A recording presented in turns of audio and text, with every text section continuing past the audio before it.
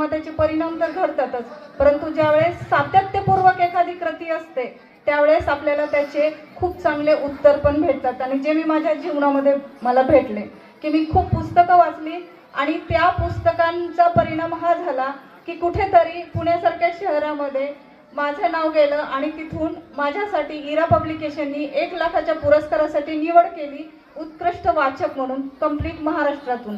आणि हा आनंद मला तेव्हा झाला जेव्हा माझ्या आईने मला जे जे दिलं ते माझ्यामध्ये पेरलं गेलं आणि ते उगवलं आणि त्याचा फायदा हा झाला की मी उत्कृष्ट वाचक म्हणून नामांकित झाले. आज प्रजासत्ताक दिन हा दिवस प्रत्येकाला माहीत असतो आणि या दिवशी आपण प्रत्येक जण एका वेगळ्या विशिष्ट गोष्टीसाठी प्रेरित असतो. जसं आज इथं झेली मुली खेळत होत्या त्यावेळेस सगळ्यांचं लक्ष त्यांच्याकडे होतं, पण त्यांच्या पूर्ण हृदयामध्ये भारत होता. मला भारत दिसत होता, हिंदुस्थानची प्रतिमा दिसत होती, सर्व धर्म समभाव ही संकल्पना दिसत होती जी त्यांच्या एका एका तालामध्ये माझ्या नजरेस येत होती. आणि हा ताल अतिशय महत्त्वाचा असतो जेव्हा आपण एखाद्या प्रजासत्ताक दिनी स्वतःच्या डोळ्यांनी पाहतो आणि अनुभवतो.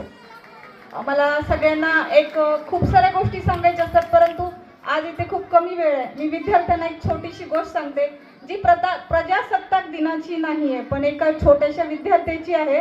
एक छोटासा विद्यार्थी असाच प्रजासत्ताक दिनी भाषण करण्यासाठी स्पर्धेसाठी आला आणि त्याने स्वतः स्टेजवर तो सादर केला स्वतःचं भाषण, परंतु त्याचा आवाज तोतरा होता आणि त्या तोतऱ्या आवाजामुळे त्याला बाकीचे सर्व विद्यार्थी खूप हसले आणि तो खाली आपल्या जागेवर जाऊन बसला.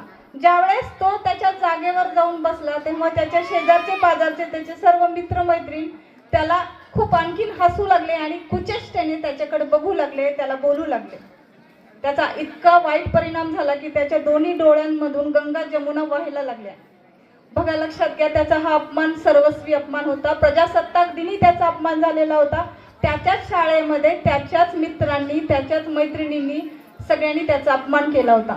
एखाद्याचा जेव्हा असा अपमान होतो त्यावेळेस आपल्याला काय होतं की आपल्याला खूप वाईट वाटतं आणि आपण ठरवतो की आता याच्या पुढे मला काहीच नाही करायचं असं आपण ठरवतो. भाषण वगैरे तर कधीच भाग घ्यायचा नाही असं ठरवतो.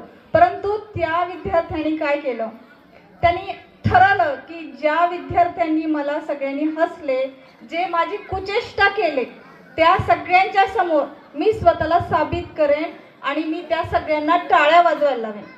टाळ्या मिळणं ही सुद्धा खूप महत्त्वाची गोष्ट आहे. लक्षात घ्या, आज इथं मुलींनी इतका छान डान्स केला, त्यांनी त्यांचं लेझिम पथक होतं ते, पण टाळ्या वाजवायला नको वाटत होत्या.